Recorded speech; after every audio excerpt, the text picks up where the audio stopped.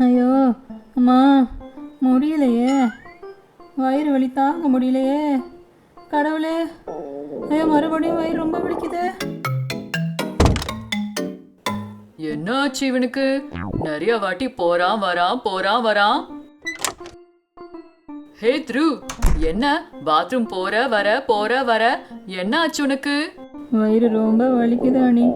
Rest room போனாலும் toilet வர மாட்டேங்குது. என்ன பண்ணுறதுனே தெரியல. வயிறு வலிக்குதா? அப்படி என்ன சாப்பிட்ட?